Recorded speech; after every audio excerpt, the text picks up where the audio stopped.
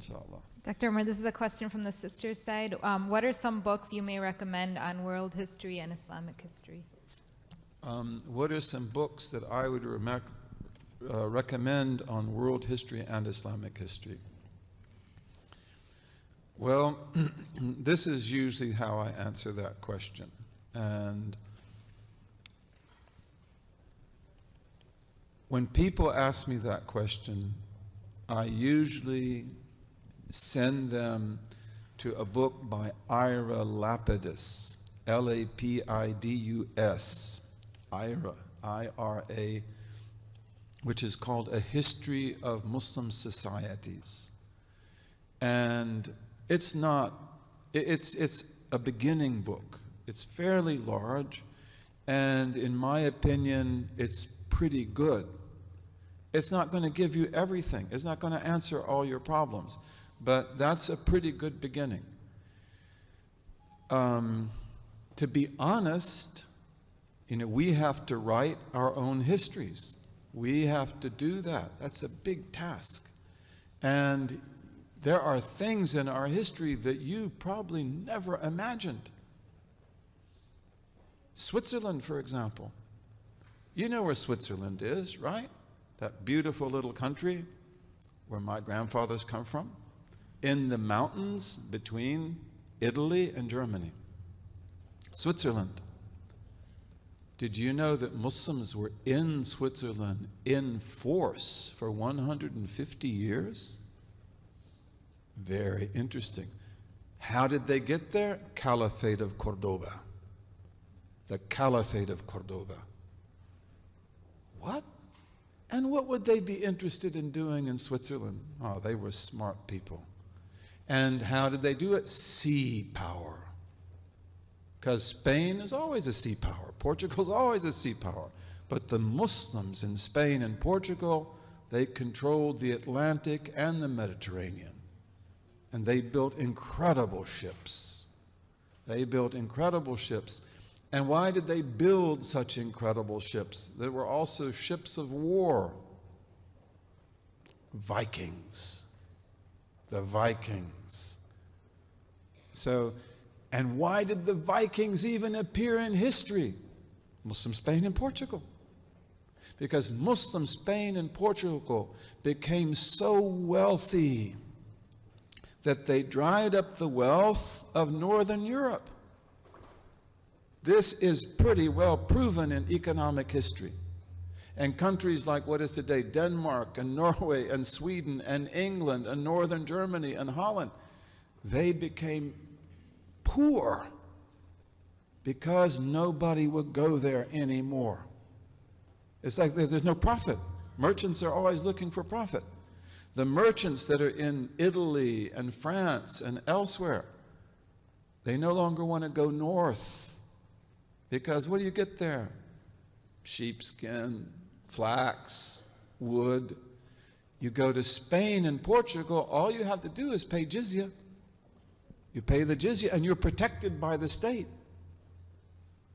And then you get gold and silver and silk and oranges and lemons and everything in the world.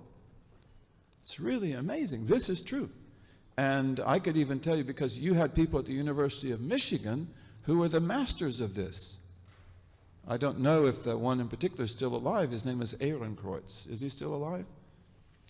You know, Professor Ehrenkreuz. He was one of my companions. He was the person who worked on this. Okay, so this meant the Vikings have to come out. And the Vikings, you probably have seen movies about Vikings. Those are usually exaggerated. But the Vikings come out. Where did the Vikings first go? Lisbon, Portugal. Great Muslim city. Great Muslim city.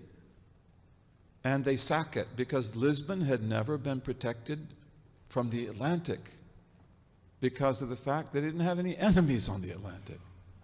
And they sacked Lisbon, and they took out of it tons of goods and women and children as well. And then they come down to attack Seville. These are all Muslim cities, Muslim ports. And the caliph at that time, his name was Abdurrahman III. he said, he was building the Mosque of Cordoba. And he said, I won't put a brick on another brick until we get rid of these fire worshippers. He called them fire worshippers. He also called them Normans, Northmen, Norman. They called them Northmen. They called themselves Northmen as well. He said, I won't do, he said, stop the mosque. He said, we will fight these people. We will defeat these people. We'll teach them a lesson. You don't do this to our cities. You want to trade with us? That's one thing. But you want to do this? No, we will teach you a lesson. And the great Maliki scholar of Cordoba at that time, who's one of our famous teachers, Ibn al-Habib, he said, you are the Khalifa. You know, he didn't say you can chew gum and walk at the same time. They didn't chew gum then. But he said that, you know, you can still build the mosque and you can still take care of the Vikings. And they declared jihad. And in 100 days, the Vikings were finished. Finished. And they were punished. And many of the Vikings became Muslims. And they were settled in Spain in a city that I visited called Jerez de la Frontera. Jerez de la Frontera, which we called in Arabic Sheresh. And it always remained a Scandinavian Muslim city. And there were Vikings in Denmark as well. And ambassadors went to Denmark to see who are these Vikings and how do they fight. Because they have these really fast ships that they use to attack. But what do they do with the women and children? Because they take lots of women and lots of children. We have to ransom them. In Islamic law, you must ransom the prisoner. All the women and children they've taken off to Denmark, we've got to get them back. This is also why the ambassador is going. We'll pay you gold. We'll get them back. But give back our children. Give back our women. Okay, so they go there. But also they go there to learn who are these people. And how do they fight? And one of the things they learn is that they have war boats. That's what you see in the movies, right? But they have barges. And the barges are where they put the women and children. The barges are where they put the gold and silver. Okay, so this means that they are actually not so, that they have vulnerability because the barges don't move very fast. And that means that they have to always protect their barges at sea. And so they say, then this is the way we'll deal with the Vikings. We will build ships that are as fast as their ships. And our ships will have cannons on the front, which they call nafata. Nafata means naphthalene cannons. They're cannons that use gassy oil. And you put fire to it and it explodes and it shoots out a ball of fire. And it will burn up their ships. And then on the back, we will have archers with crossbows and with regular bows. And if you want to look at, you've seen how samurais have made swords? Samurai sword is incredible. We made swords that would have competed with that. We made arrows. We were really good at what we did. So they say, we'll have our archers and they will have so many arrows that they can fight for a whole week without stopping. And then we'll have boarding areas because we're going to conquer the Vikings at sea. We're not going to just drive them off. And then peace was made with the Vikings for about 16 years. The old king died. Many Vikings became Muslims during that time. The old king died. The new king said, the old king made the treaty. I didn't make the treaty. I don't agree. And so he came back, you know, to maybe attack Lisbon and Seville or other cities. There are lots of cities in Spain and Portugal.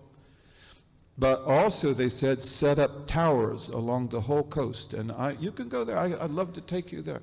The whole Portuguese coast still has those towers. And the Spanish coast also has a lot of those towers. But they were really needed in the Portuguese coast. And these towers are so close to each other that they can send smoke signals, light signals, mirror signals. And they have a whole code to communicate. And then any time a Viking ship appears, you send the signals out, whether it is day or night, and we go out and get them on the sea. You've got to fight them on the sea. You cannot let them attack you on land. And so the Vikings come back. the first time when they attacked Lisbon, they had like 50 ships. The second time, they had almost 70. 70 warriors, 70 ships of warriors, of Viking warriors. And the Muslims attacked them at sea. And they burned half the fleet. And they took all their barges. And the rest of the fleets escaped. And they went into the Mediterranean. They attacked Morocco, Nadur. They attacked other places. Okay? And that is one of the most important battles in history. You remember that when you studied it in school. You never heard about that, did you? But that is one of the most important battles in human history.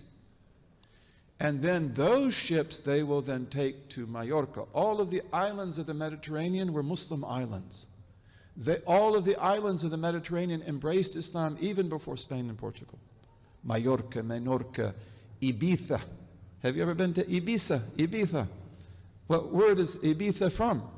It's from Arabic. Yabisa. Dry island, Yabisa, Ibiza. And then they establish ships in Majorca, and on that basis they go up to Switzerland from the Rhone River. Very, very interesting. Very interesting. We have got to write history. We've got to write history. We gave a lesson in Detroit, you know, on African roots in America, African Muslim roots in America, and also pre-Muslim roots in America. And that's not a dream, that's not an illusion, that's historical fact.